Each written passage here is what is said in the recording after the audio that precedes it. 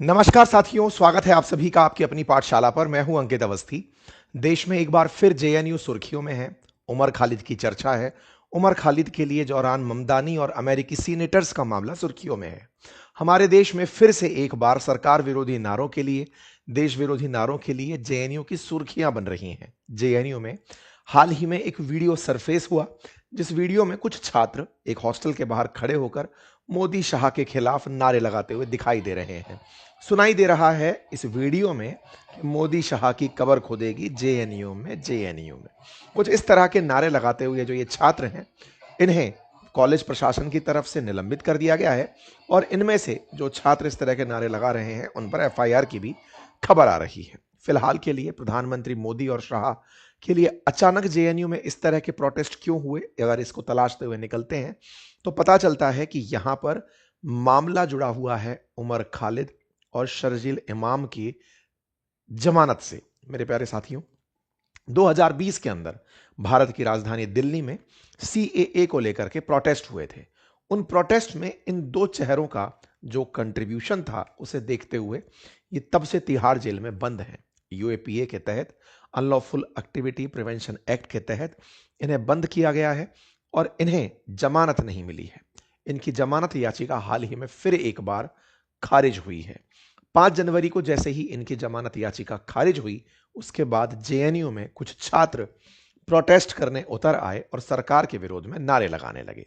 Supreme court के द्वारा हाल ही में शर्जील इमाम और उमर खालिद की बेल को रिजेक्ट करने के चलते ये फिर से प्रोटेस्ट हुए। इस बार बेल रिजेक्ट करने वाले जजेस में जस्टिस एनवी अंजारिया और जस्टिस अरविंद कुमार शामिल थे।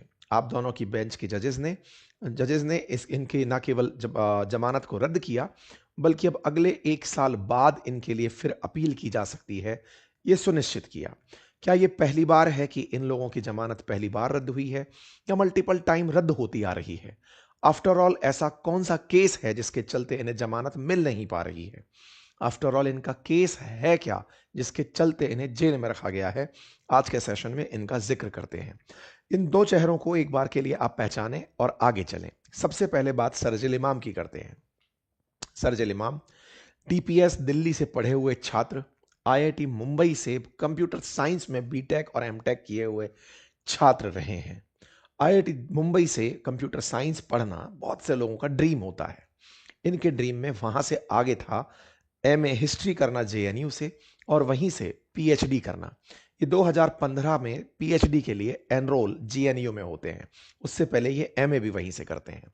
अपनी एकेडमिक्स में जिस समय ये एंट्री कर रहे थे, उस समय एक्टिविज्म इन्हें बहुत तेजी से आ रहा था और उसी एक्टिविज्म के चलते इनकी फाइल बन गई है। इनके एक्टिविज्म के कुछ प्रमाण आज के सेशन में हम आपके सामने रखेंगे। ऐसे ही एक और छात्र हैं उमर खालिद, दिल्ली के ही बॉर्न एंड बॉटअप हैं। इनके पिताजी हैं वेलफेयर पार्टी ऑफ इंडिया के प्रेसिडेंट। इन्होंने किरोड़ीमल कॉलेज डीयू से पढ़ाई की थी, ग्रेजुएशन की। इसके बाद एमए, एमफिल और पीएचडी जेएनयू से कर रहे थे और अपनी पीएचडी आदिवासियों पर, झारखंड के अंदर आदिवासियों पर कर रहे थे। ये इनका थोड़ा बेसिक परिचय जेएनयू से कनेक्ट का है। अब थोड़ा सा सीएए के बारे में भी जिक्र कर लेते हैं। वर्ष 2020, संभवतः आपको याद हो, भारत में सिटीजनशिप अमेंडमेंट एक्ट लाया जा रहा था। लेकिन इससे पहले ये एक बिल था। जिस समय ये बिल आ रहा था उसी समय इसका प्रोटेस्ट होना शुरू हुआ था।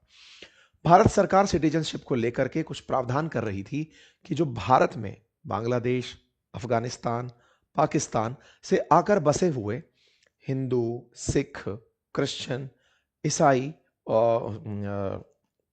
बौद्ध, जैन, पारसी, ये सभी लोग जो भारत में आकर बसे हैं, मुख्यतया नॉन मुस्लिम्स जो आकर बसे हैं, उनके सिटीजनशिप के प्रावधान किए जा रहे थे।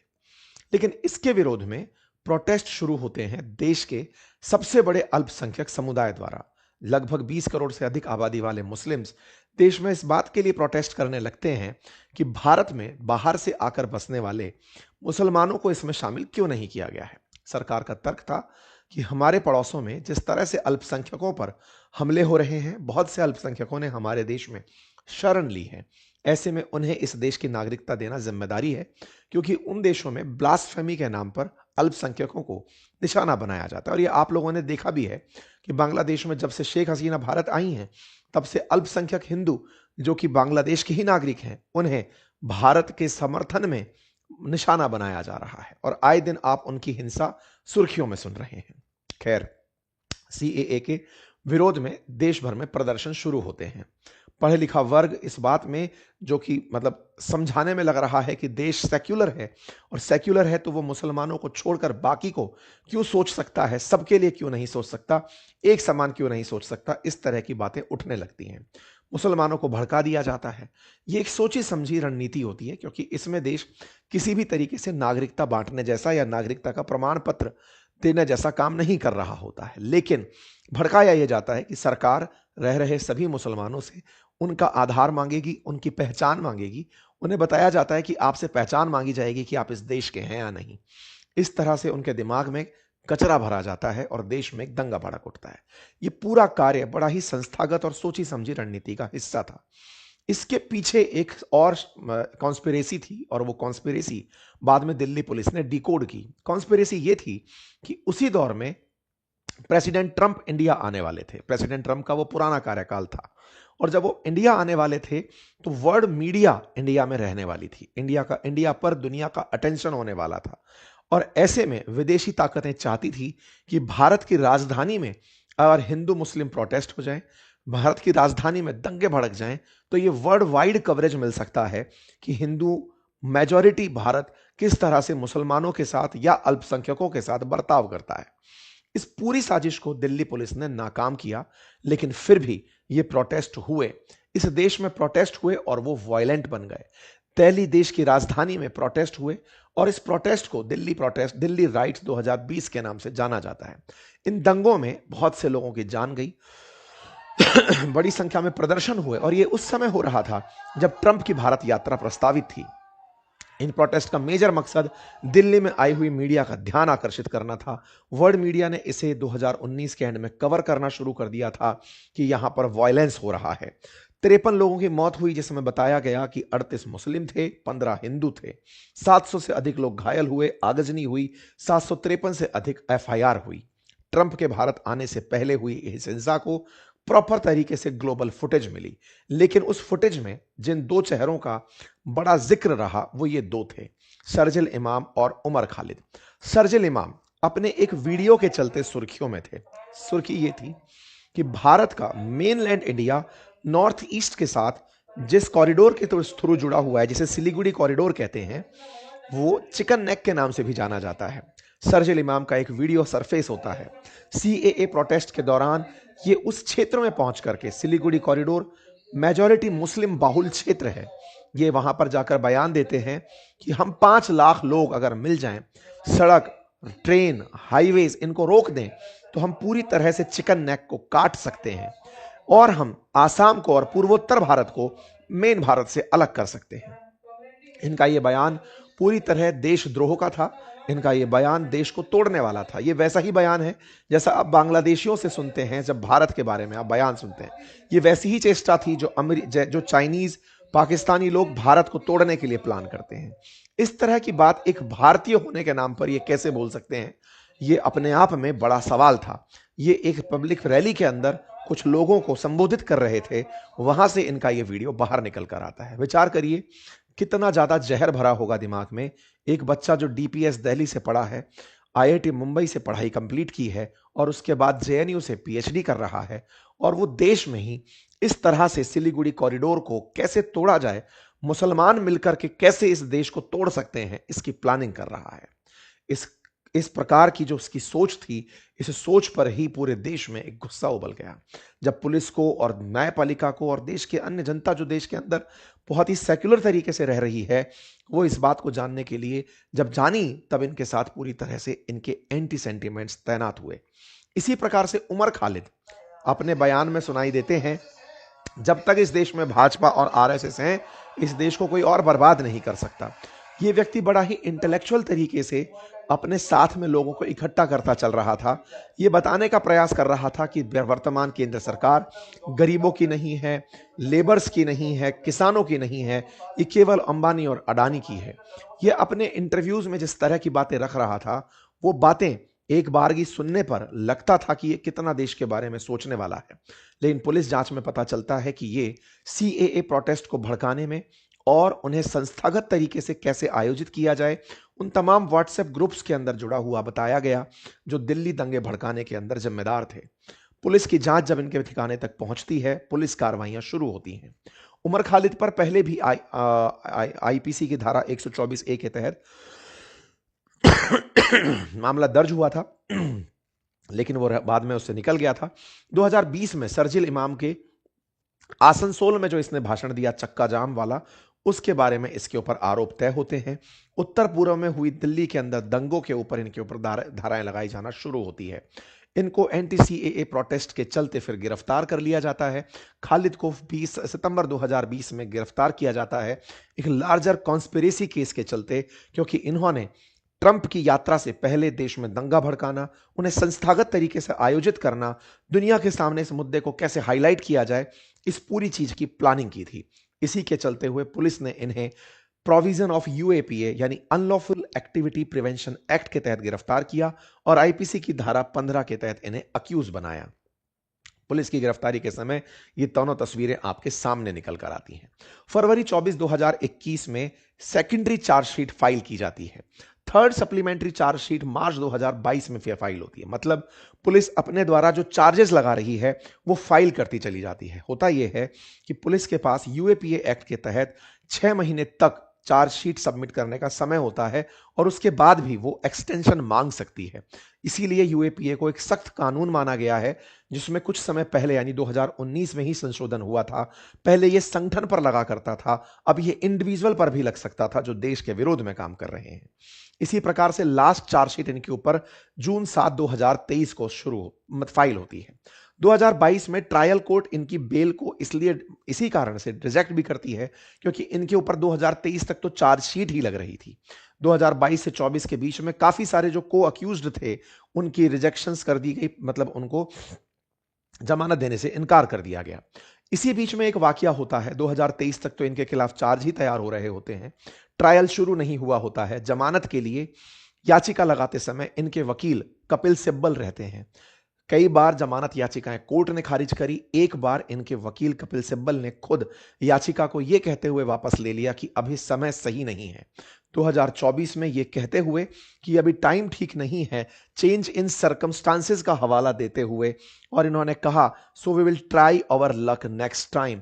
इन्होंने अपनी तरफ से मेंशन किया we decided to move the trial court again, we were assessing that this is lengthy procedure and circumstances have changed, और इस चलते हम अपनी जमानत याचिका वापस ले रहे हैं। कुल मिलाकर के केस धीरे धीरे इनके खिलाफ चलता चला गया। सुप्रीम कोर्ट ने इनकी बेल प्ली को रिजेक्ट किया, हाई कोर्ट ने इनकी बेल प्ली को रिजेक्ट किया। दिल्ली हाई कोर्ट में बेल प्ली रिजेक्ट होने के बाद दिसंबर 10 के अंदर सुप्रीम कोर्ट के अंदर इनके ऊपर सुनवाई होती है। दिसंबर 16 से 29 के बीच में उमर खालिद को उसकी सिस्टर की शादी में जाने के लिए जमानत दी जाती है, लेकिन सुप्रीम कोर्ट इनकी जमानत याचिका पर सुनवाई जब करता है, उस पर फैसला सुनाते हुए कहता है कि इन्हें फिलहाल जमानत नहीं दी जा सकती। लेकिन हां, इनके साथ जो कुछ को अक्यूज्ड थे उनमें से कुछ को अक्यूज्ड को जमानत दे दी जाती है। जिस कानून के तहत इन्हें गिरफ्तार किया उसका नाम यूएपीए कानून है। यह 1967 में बना हुआ कानून है। देश के विरोध में जो भी लोग कार्य कर रहे हैं उनके खिलाफ यह कानून काम करता है। इस कानून को 1967 में बनाया गया था। इससे जुड़े हुए पहले भी काफी विवाद रहे हैं, क्योंकि देश विरोध और सरकार का विरोध दोनों को कई बार जब एक साथ देख लिया जाता है तो यूएपीए के चार्जेस पर सवाल खड़े होते हैं। एक बार सुप्रीम कोर्ट ने बलवंत सिंह केस में सरकार के विरोध को देश का विरोध न मानते हुए उन्हें जमानत दी थी। तब से यूएपीए के ऊपर काफी सारे सवाल रहे हैं।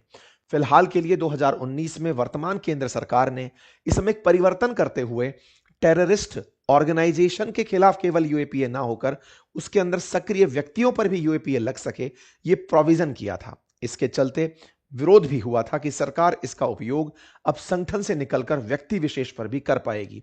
इसके पीछे सरकार का तर्क था कि हमारे द्वारा यह कार्य केवल इसलिए किया जा रहा है क्योंकि बहुत से आतंकी एक आतंकी समूह को ज्वाइन करते हैं, हम उस पर यूएपीए लगाते हैं, व्यक्ति वहां से बाहर निकलकर दूसरा आतंकी समूह बना लेते हैं और हम उसको नहीं पकड़ पाते।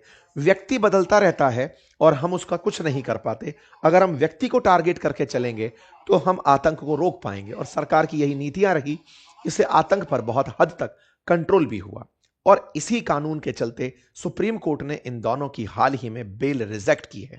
मीम का मार्केट गर्म था, लोग उनके पुराने वीडियोस निकाल निकाल कर बात कर रहे थे कि इन्होंने जब देश के विरोध में ऐसा सोचा है तो इन्हें जमानत नहीं मिलनी चाहिए। वहीं इनके पक्ष में इनकी तरफ से जो इनकी जमानत याचिका चाहते हैं, उनका कहना है कि जब चार्जशीट के ऊपर बहस ही शुरू नहीं हुई है, तो ट्रायल्स ही शुरू नहीं हुए हैं, तो किस आधार पर उन्हें जस्टिस के बिना रखा जा रहा है, उन्हें जमानत मिलनी चाहिए। इस बात को लेकर के कांग्रेस, सीपीआईएम इन सब का मानना है कि सरकार मुसलमान होने के कारण उन्हें यह सजा दे रही है, जबकि उनके विरोध में लोगों का मानना है कि उन्होंने मुसलमान होने के नाम पर ही कहा था कि देश के टुकड़े कर दिए जाएं अगर 5 लाख मुसलमान चिकन नेक पर बैठ जाएं। इस तरह देश विरोधी बातें करने के चलते अगर उन्हें गिरफ्तार करके रखा जाता है तो इसमें बुराई क्या है। इस बात पर किरण रिजिजू जी जो पूर्वोत्तर से आते हैं, उन्होंने वही पुराना वीडियो वापस से शेयर करते हुए कहा कि ऐसी ताकतों का खुलेआम घूमना देश के लिए गलत है। इस पर एक और लेटर वायरल होता है। 2 जनवरी 2026 को हाल ही में अमेरिका के न्यूयॉर्क शहर में मेयर बने जोहरान ममदानी, जिनका भारतीय कनेक्शन भी है, वो उमर खालिद के लिए एक पत्र लिखते हैं और वो पत्र इनके बारे में होता है कि आपके बारे में जानकारी हमें मिली, आपके शब्द की दबाव के अंदर कोई बात नहीं की जाती, उन बातों को हमने सुना। कुछ इस तरह से इन्होंने लिखा कि मैं अक्सर तुम्हारे उन शब्दों को याद करता हूं जिसमें कड़वाहट को खुद पर हावी ना होने की बात तुमने कही थी। तुम्हारे माता पिता से मिलकर खुशी हुई, हमें तुम्हारी चिंता है। अमेरिका के और सीनेटर्स ने भी, लगभग 8 अमेरिकी सांसदों ने भी उमर खालिद के समर्थन में पत्र लिखा और कहा कि जब तक ट्रायल शुरू नहीं हुआ इन्हें जेल में क्यों रखा जा रहा है। अंतर्राष्ट्रीय स्तर पर भी इसका कवरेज मिल रहा है। दिल्ली राइट्स को लेकर अल जजीरा लिखता है, why want India release Umar Khalid and Sharjeel Imam. अब ये अंतर्राष्ट्रीय सुर्खी बन चुका है, दुनिया भर में यह डिस्कशन चल रहा है। हमारी न्यायपालिका पर सवाल उठाए जा रहे हैं। न्यायपालिका पर सवाल उठाने का एक बड़ा कारण भी है that justice delayed is justice denied. न्यायपालिका को चाहिए कि वो इस मामले की जल्द से जल्द सुनवाई शुरू करे और सुनवाई से इनको जो भी फैसले देने हैं, देश के विरोध में अगर कानून खड़े हैं तो कानूनों का इंप्लीमेंटेशन होते हुए इनकी जल्द से जल्द सुनवाई हो और इन्हें कठोर से कठोर सजा मिले। सुनवाई के अभाव में जमानत का इनका अधिकार प्रबल होता चला जाता है। हमारी न्यायपालिका पर सवाल उठते हैं, जैसे उठाए गए हैं। उठाने वाले सवाल अपोजिशन के द्वारा ये हैं कि अब न्यायपालिका भी सरकार के दबाव में है, इस कारण से इन्हें जमानत नहीं दे रही है। निश्चित ही जब आप इस तरह से सुनवाई में देरी करेंगे तो आप पर लगने वाले दबाव सरफेस पे आने लगेंगे। न्यायपालिका को चाहिए कि वो अब पब्लिक प्रेशर की जगह न्याय सही मायने में स्थापित हो, इस पर कार्य करे। हाल ही में न्यायपालिका ने कुछ ऐसे नजीर पेश की हैं जिसमें वो पब्लिक प्रेशर में फैसले करती है। न्यायपालिका को चाहिए कि न्याय न्याय लगना चाहिए, तभी वो न्याय है। आवश्यकता है इस पर प्रॉपर तरीके से न्याय को स्थापित होने की। जो 5 आरोपी जिन्हें जमानत दी गई, उनमें उन्हें देश छोड़ने, दिल्ली से बाहर जाने, इन सब की मना की गई है। फिलहाल के लिए उम्मीद करता हूं कि आपको यह पूरा विषय अच्छे से समझ में आ गया होगा। इनकी जमानत याचिका खारिज होने पर जेएनयू में फिर से प्रोटेस्ट हुए। इनको जेएनयू प्रशासन के द्वारा सस्पेंड करने की बात कही गई और इन पर एफआईआर की भी न्यूज फिलहाल चल रही है। दिल्ली पुलिस के द्वारा नॉन कॉग्निजेबल रिपोर्ट के तहत इनके non cognizable report JNU protest के ऊपर रखते हुए इनकी गिरफ्तार एफआईआर की बात की जा रही है। उम्मीद है कि आप सभी साथियों को ये जानकारी समझ में आई होगी। आप इस विषय पर क्या सोचते हैं, अपनी राय जरूर कमेंट बॉक्स में दें। चैनल पर नए हैं तो चैनल को सब्सक्राइब करना बिल्कुल ना भूलें। हमारे एप्लीकेशंस अपनी पाठशाला पर जाकर के जरूरी कोर्सेज और बेहतरीन पुस्तकों का अवलोकन करें। जो आपको बेहतर लगे उसे अपने पास घर बैठे मंगा सकते हैं। फिलहाल के लिए इतना ही। बहुत बहुत धन्यवाद।